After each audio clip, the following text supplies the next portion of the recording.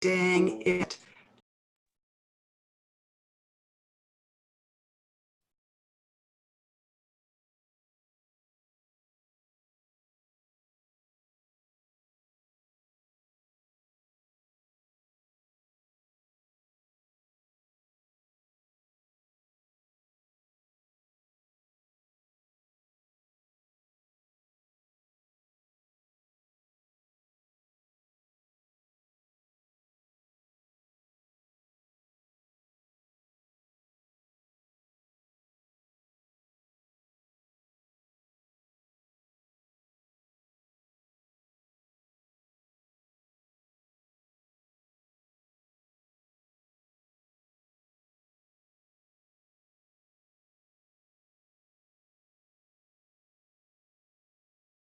Let me have a different.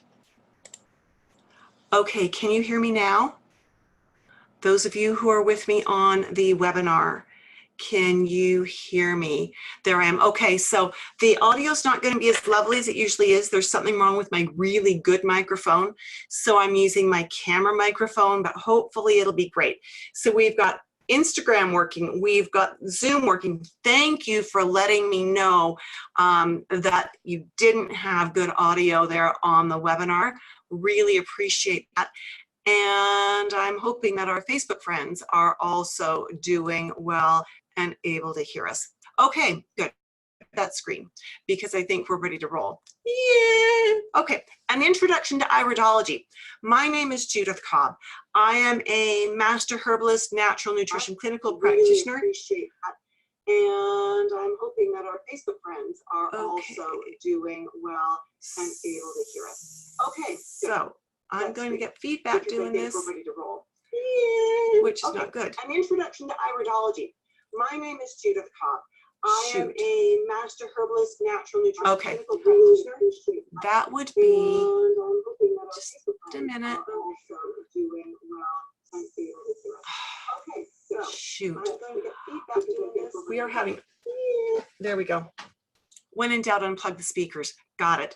Okay, and we've lost our, there we go, we've got them back. Okay. Oh my goodness, tech this morning. Holy toodle. I don't know, is it the alignment of the stars or something? I do not know. Okay, so thank you for rejoining us on Instagram. I really appreciate that. Back to where we were.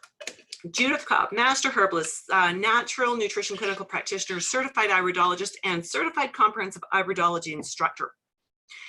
And now that we've got all that done, our focus today is specifically to share with you information about constitutional iridology, which is the most up-to-date, most scientifically validated form of iridology that is out there. I've been a holistic practitioner for 40 years now. I know that it blows my mind when I think about that. And for the past 30 years, I've been a constitutional iridologist. The first 10 years I was Jensenian, and I'm going to tell you that in that 10 years of being Jensenian, I got more and more and more frustrated because they taught us to diagnose.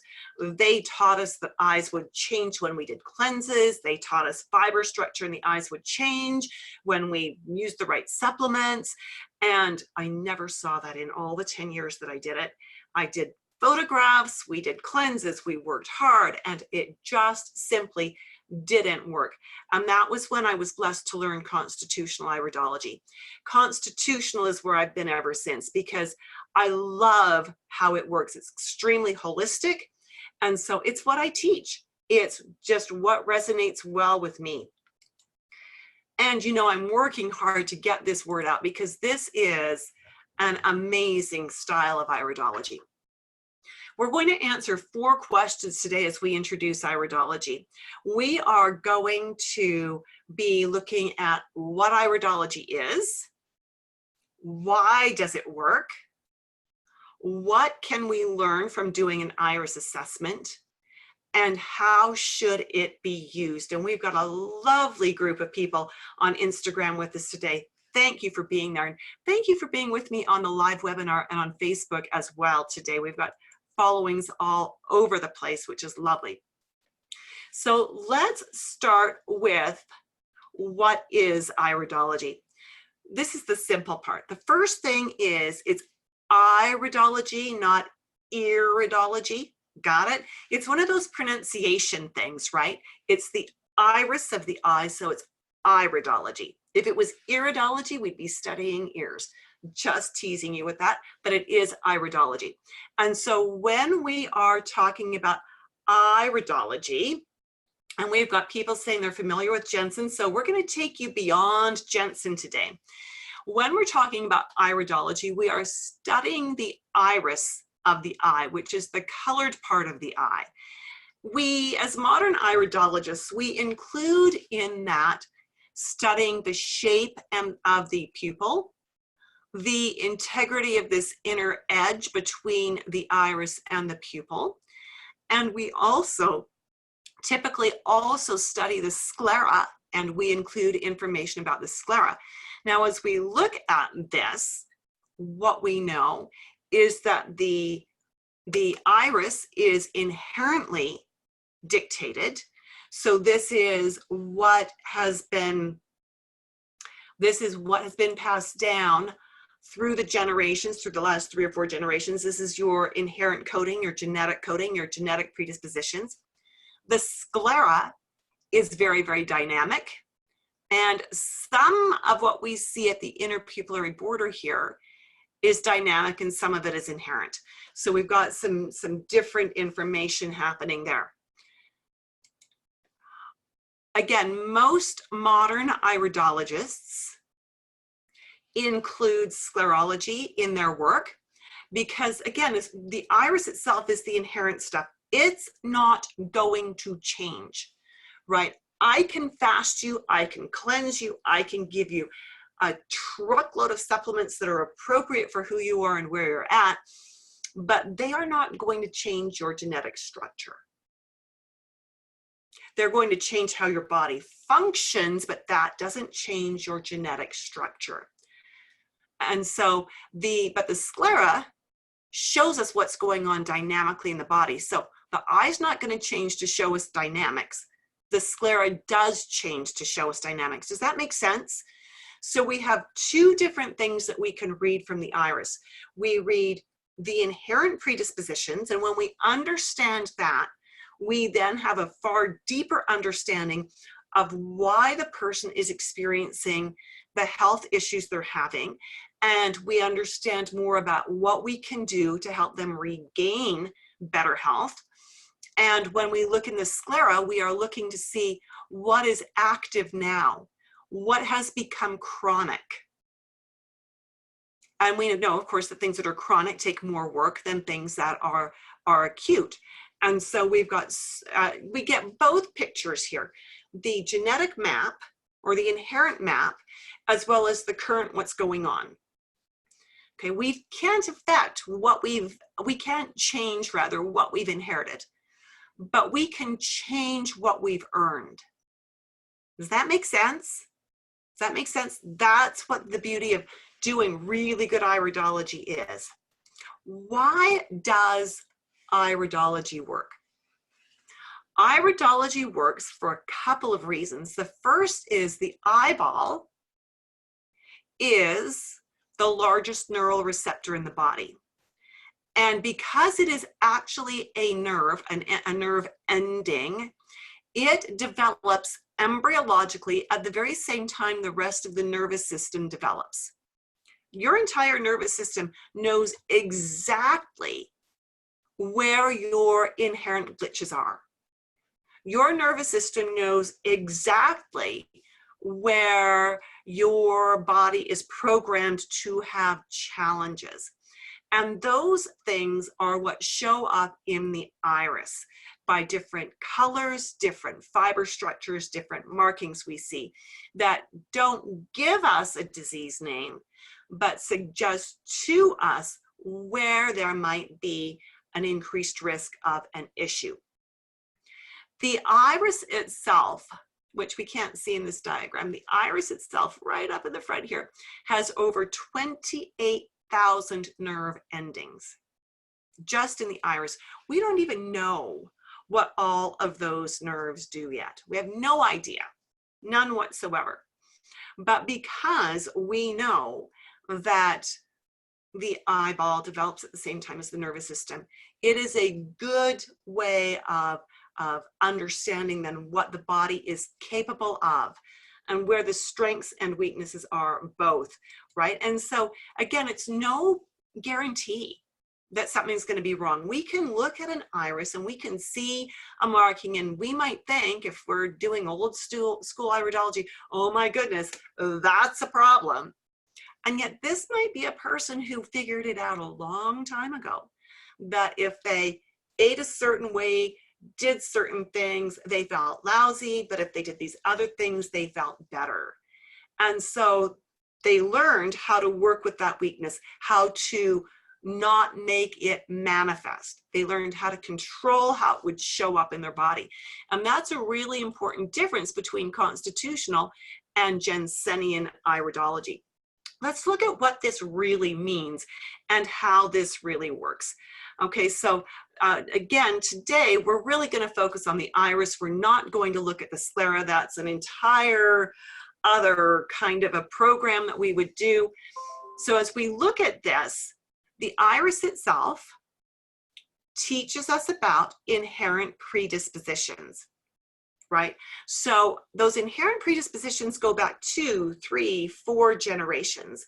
We inherit these. This is, you know, if you've ever had someone say to you, you look just like your Uncle Jim, or your grandma used to make that face all the time, and maybe you've never met your grandma. You know, it's like, how did you do that? Well, it was an inherent predisposition, right? So as we look at this, this eye specifically tells us that this person is inherently predisposed to spending a lot of time functioning in the sympathetic nervous system response zone. Now, what does that mean to you? If you know somebody is having a sympathetic nervous system response, what is happening in their body? Any ideas? I'm going to give you just a second, whether you're on Instagram or whether you're on Facebook or in Zoom with me. I'd love to know what happens in the body when we are having a sympathetic nervous system response. I know you've all had one of these. I want you to imagine you're walking down the street and some ratty teenager is standing behind a hedge, and that teenager jumps out and goes, boo. What is your response? How does your body react? That is a sympathetic response.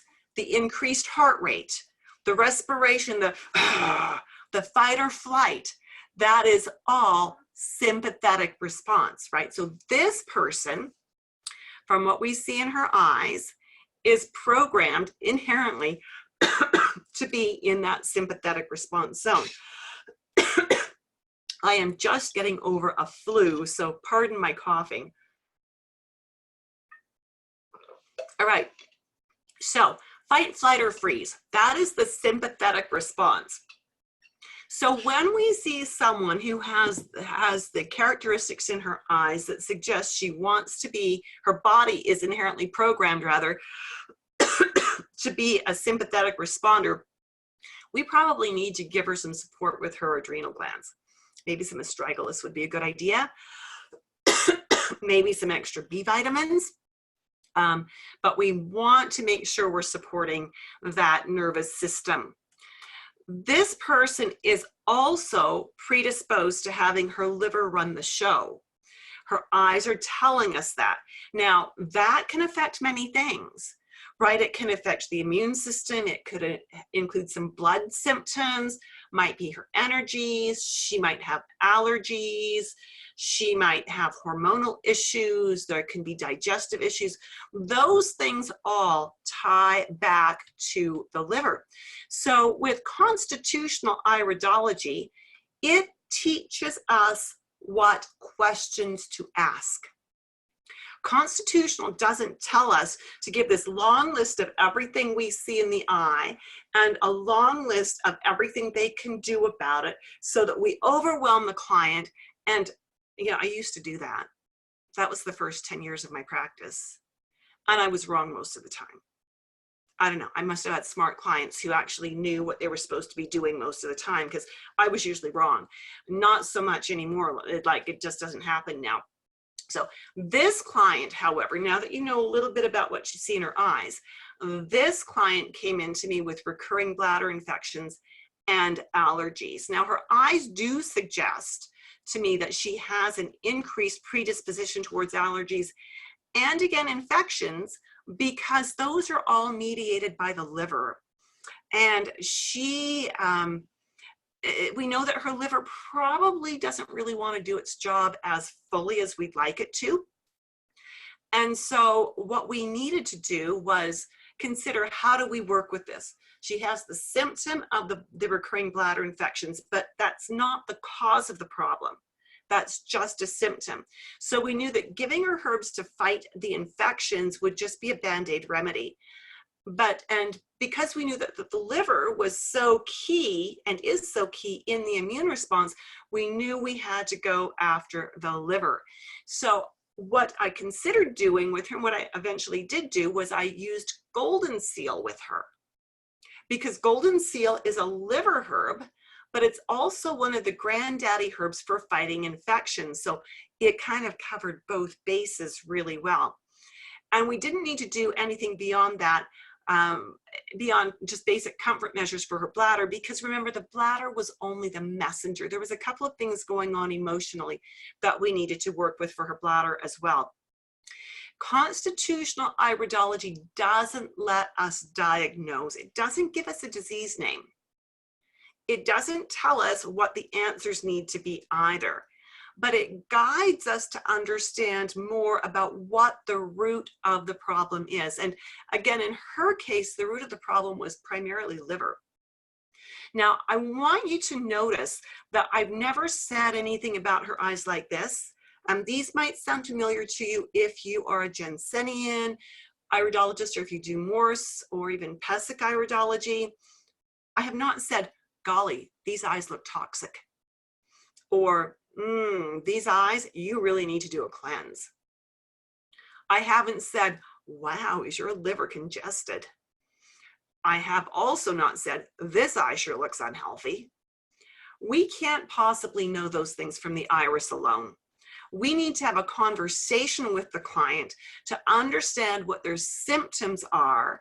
And we also need to understand what the person is already doing for their health. And we need that context in order to do a proper constitutional iridology session, right? An iris analysis. We need context. Otherwise, we're just giving a long list of markings, and we have no idea if this client is already working on those markings or not. And a long list of recommendations that, again, may or may not be appropriate for this person. You know, one of my first recommendations when I'm working on somebody's liver is I always suggest they cut out the coffee. I know some of you are going, oh, not the coffee, right? But I always suggest they cut out the coffee because it's really, really hard on the liver. Well, there's no sense in telling someone you need to cut out the coffee if they already don't drink coffee. Right? So that's where we need to have the conversation. We need to understand not just what we see in their eyes, but we need to understand what their symptoms are, and we need to understand what they're already doing for their health and with their lifestyle. And when we've got all of that, then we can make a valid iris assessment, and we can make powerful and targeted recommendations that are specific to what the client actually needs. Very, very powerful stuff. This, did I skip one? Just let me have a little look. Oh, it did. My slides skipped one. There. We want to look at this one next. Okay, so this image, this lovely blue iris, isn't it beautiful? I just love looking at eyes as artwork too. They are so gorgeous. This has what we call a tight collarette. So that would be this ring coming around in here, a tight collarette. And there are other things in this eye that suggest that she's possibly prone to constipation and that she doesn't produce her energy very well. And because of that, she's always hungry. She's always looking for fuel, right? And as a result of that, she had a little bit of a weight problem. Now, having known that, we must always remember that we must ask the client. We never tell the client what they should be feeling. So even though her eyes suggest a predisposition towards constipation, I'm not going to say, you must be constipated. I'm going to ask, what are your bowel movements like? How often do you have bowel movements? Do you know what your bowel transit time is? What is the color? What is the texture? I'm going to really be asking questions because the eyes suggest there could be an issue there, but maybe she's got this sorted out already. If she's got her bowel functioning well, it's not going to change her eyes. It's going to change what she's putting in the toilet. Got it? So that's important. When we talk about energy, this eye structure suggests she doesn't make her energy very well, and she's always wanting to eat, but she has to eat small meals. And so she sometimes might eat too much in a day, kind of thing.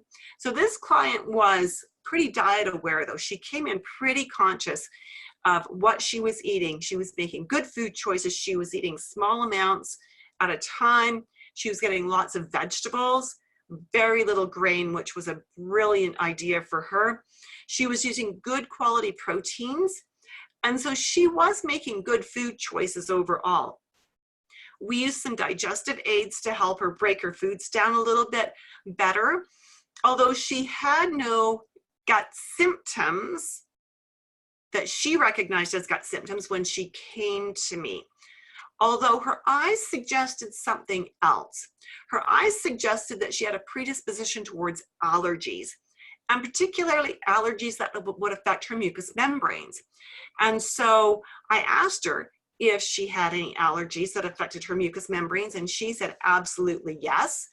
She said that particularly seasonal allergies, she would get stuffy and runny and just a mess in her sinuses.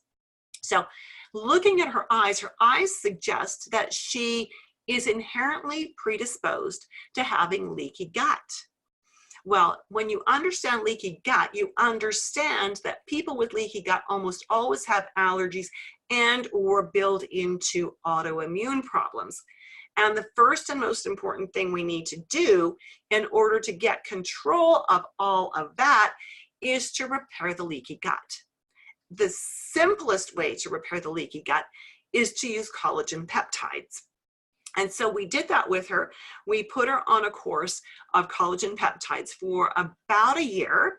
And with that, we then, towards the end of that, we put her on some digestive enzymes that would support her stomach, particularly betaine hydrochloric acid, support her in digesting her proteins better.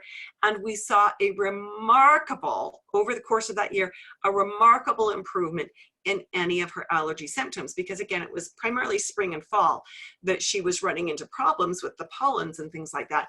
And so we saw, as we did this, that the seasons got better and better and better for her.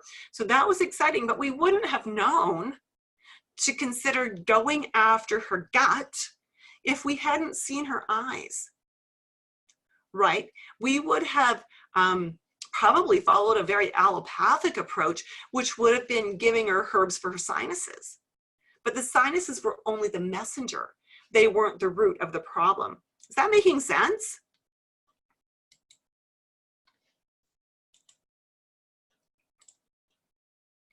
Alrighty, so here we have our third case for today. And I think we're going to do actually, we've got a little bit more going on here. Yeah, this is a woman in her mid-50s who came to me. And she had been to me 20 or 30 years previously. And I love this because when we do this right, it creates clients who are long-term clients. And oh, thank you people on Instagram for saying this is making sense. And I'm so excited it is. This woman had been to me many years previously for some sinus issues that we had cleared up, and then she disappeared. And when she started having hormonal issues, she thought, who should I call? And she remembered me. This is what doing iridology well does. When you do it well, it creates long-term loyalty.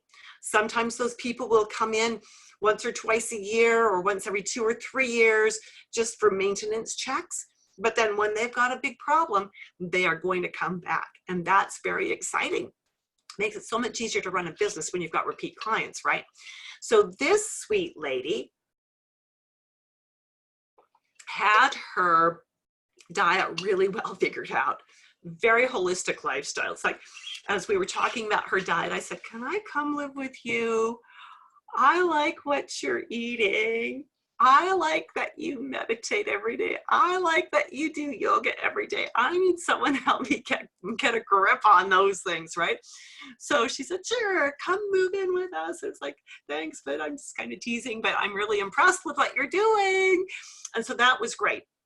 But she had hot flashes. That was the thing she needed help with. And she wanted to get rid of her hot flashes. So as I looked at her eyes, they were sending me in 2 different directions. The first direction is that her eyes tell me that she, again, is the kind of woman whose body spends a lot of time in that sympathetic response, right? And so, but she's got a good grip on it. But as I saw this in her eyes, I had to ask her, especially since she had hot flashes, do you know how your adrenals are? Now, she is a social worker and a counselor. So she understands that sympathetic response. She understands the role of the adrenals. So I could ask her, how are your adrenals? How much time are you spending in that sympathetic response? Are you getting good quality sleep? How do you regenerate? What do you do to help yourself regenerate? How do you handle stress? Do you have any symptoms of stress? Well, her biggest symptom is that when she is stressed, her hot flashes get worse. And that is such a common symptom, ties right back to those adrenal glands, right? The second direction I needed to pursue with her, because of what I see in her eyes, is liver. So I had to ask her, are there any problems digesting fats? And there wasn't. She chooses really good quality fats. She kind of balances them into her diet, so she does really well there. And I needed then to ask her, because there's so much liver influence in this eye, do you have any issues with anger and holding a grudge? And she said, well, when I was younger, I used to, but with all of the work I've done to learn what I do to help other people, I've done a lot of work on myself now, and I've become very good at letting go and forgiving. So that was really good.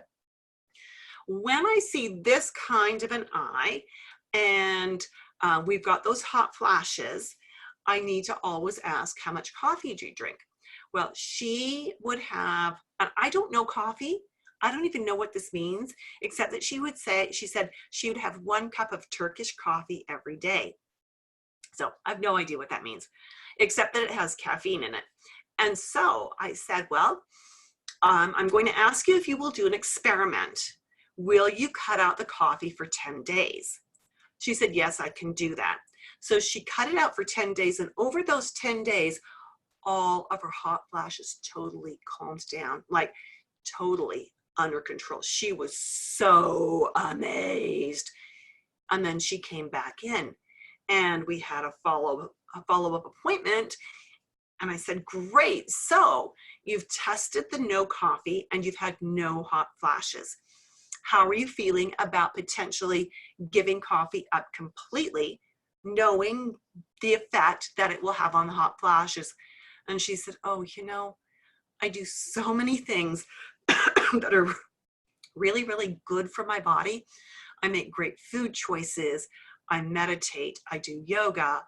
I don't overwork. I get enough sleep. My diet is really good. And she said, and you even said so. And I had. She said, I don't think I can give up the coffee permanently. And I said, and you do know what's going to happen with this, right? She said, yeah, I know. When I go back to drinking it, I'm going to have the hot flashes again. And at this point, before she came to me, she'd actually started on hormone replacement therapy, and that wasn't even controlling the hot flashes. And she said, so yeah, so I've made the choice. I'm going to live with the hot flashes and keep drinking the coffee because it's one of the few things that I really absolutely enjoy in life.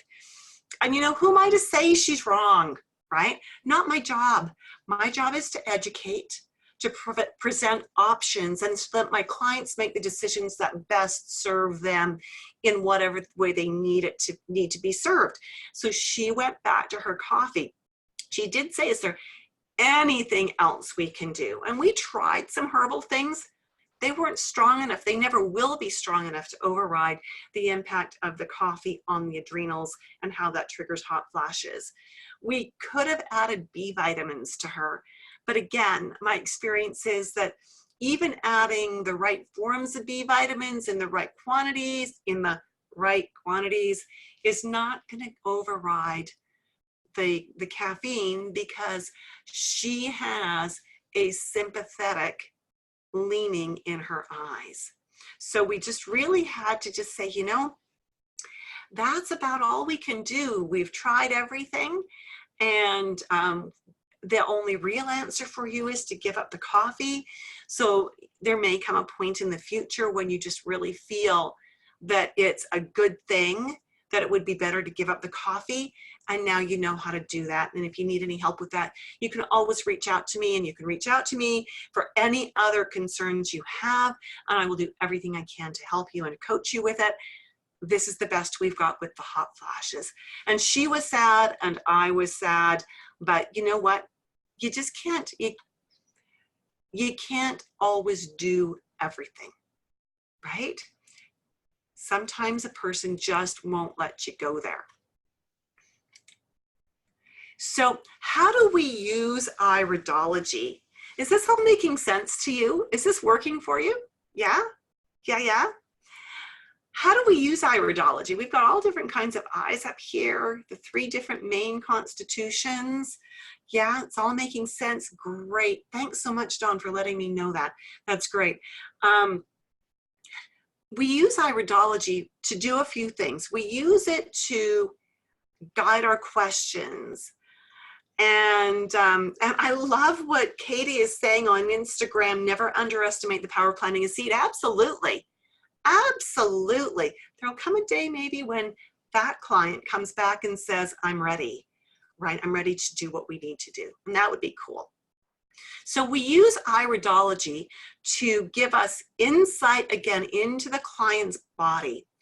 And then we use it to guide our questions in the context of what the client wants help with. Like, I'm not going to ask random questions here. This isn't like the 20-page questionnaire that you have to fill in when you go to some specialist, right? This is very targeted. The client comes in and says, I have a problem with X, Y, Z.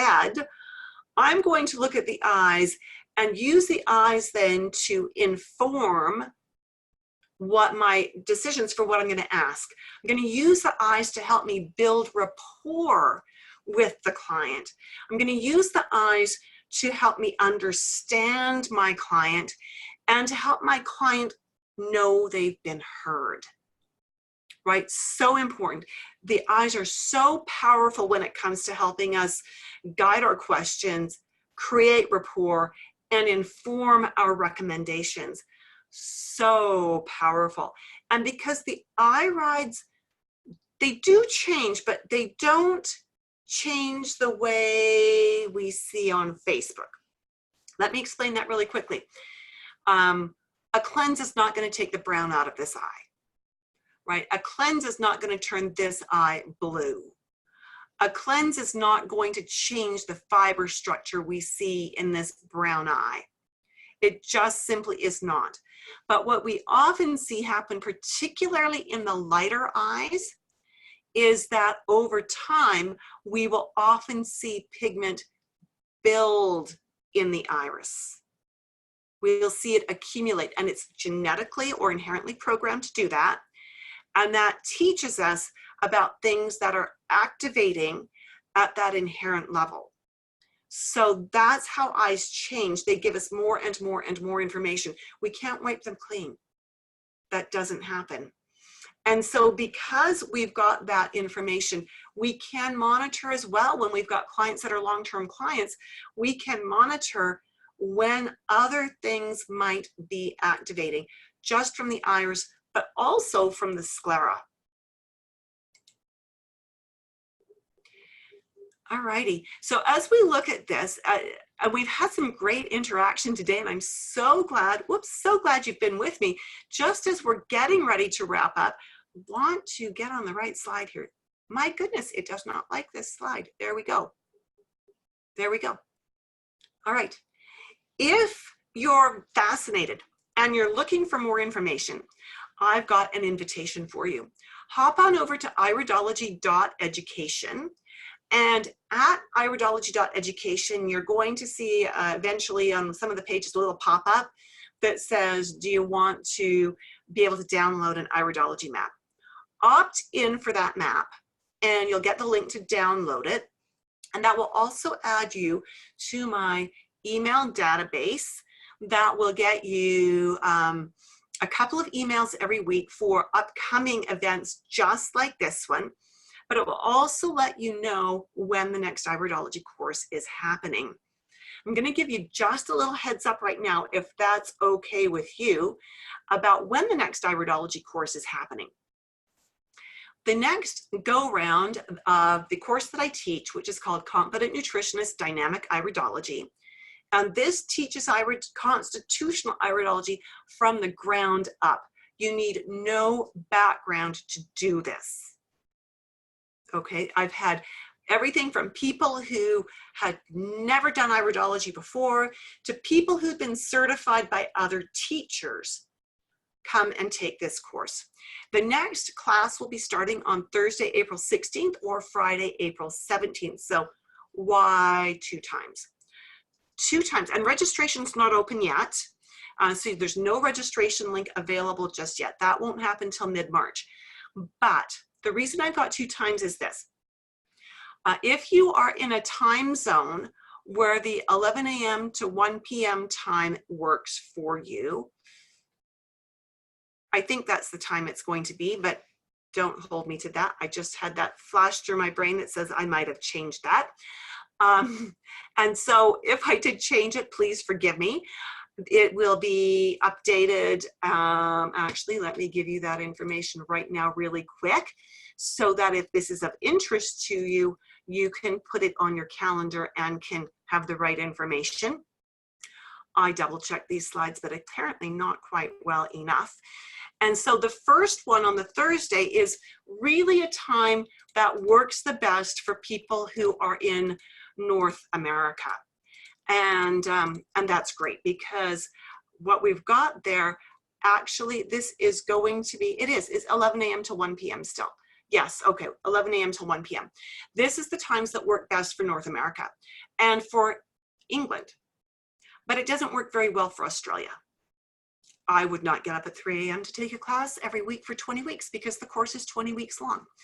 So I decided that for people in Australia and anyone else for whom this works, I would run a second section of the class on Fridays from 4 till 6 p.m. Mountain Daylight Time is what we'll be by then, which puts us to 8 a.m. Saturday mornings for Australia. And some decent times for North America, not so great for London, England. Okay, so that just gives you a breakdown of that. And what it will be is that you will register for one or the other, and you won't get to swap between both, because I keep my classes down to only 10 students per class in order to make sure that every student gets all of the attention they need. All right, so again, that registration will be opening mid-March. And if you're on my email list, you will receive priority notification and all the perks that go with people who are early responders. And so that is coming up again. That course does contain all of the curriculum necessary, all of the iridology curriculum necessary to allow my students to prepare to take the IPA certification exam. So it's great that it's 2 hours once a week for 20 weeks because it's just an easier way to learn things. So with that, my friends, I've had a ton of fun today. It's amazing how doing something that gives you joy can make you feel so much better. My little flu is not feeling quite so yucky now, and I thank you for that very much. Any questions that I can answer for you? Any answers that you need? I would love to answer them for you. I'd love to make sure that whatever you need, we've got for you. And if we see nothing come in, then we will wrap it up for today. And I do really appreciate you being with me. I hope you've learned something useful. I hope you've been intrigued by how iridology, constitutional iridology works. And I'm really looking forward to being in touch with you. And for those of you who've been with me on Facebook, I apologize that I haven't been able to keep up with your comments this time. Just was a little bit much right now. But I will certainly address all of your comments once I've logged off of the Zoom. So Raw Generative Detox, thank you for that comment. She says, thank you, so intrigued. Excellent, thank you. And Katie has signed up on the site. Excellent, thank you so much. It's great to have you. And Daughter of the River, thank you so much for being with us today. You're so welcome. I'm so glad you were with us. I look forward again to seeing you again soon. What is the website again to get the chart? It's this one right here, iridology.education. And there should be a little pop-up box, one of those annoying little pop-up boxes that comes up in the corner of the screen that says, if you want to download this iridology map, put your information in here. All right, and that will give you access to the download link, and that will be grand. And the map is a constitutional iridology map. You're going to find it's very different in some ways from the non-constitutional maps that are out there. Excellent. Thank you again so much for being with me. I have had so much fun. And I do this again Tuesday, different iridology topic, 11 a.m. The links will be posted again on Facebook and Instagram. Farmhouse says, do you analyze pictures of eyes for a few that are sent in to maybe your site or profile? Farmhouse, I don't. And the reason I don't is because we need a consultation. Actually, two reasons. Number one, most of the people who want to send photos are taking them with a smartphone, and they are not clear enough photos to do the kind of work we want to do. The second reason is we need an appointment.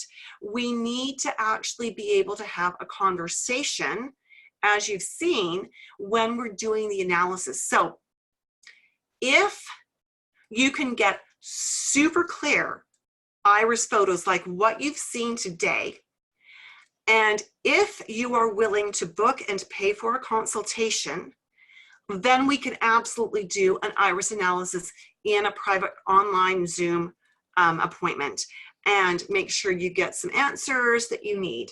But I'm very particular about that, in that I want to make sure that whomever I'm doing readings for really gets the very best information. Raw Generative Detox says, is the Facebook page name the same as Instagram? Yeah, it is. Iridology Education. Sure is. And so feel free to go and ask to actually join the private Iridology Education Facebook group, because there's the Iridology Education Facebook page, and then there's the private group. So do ask for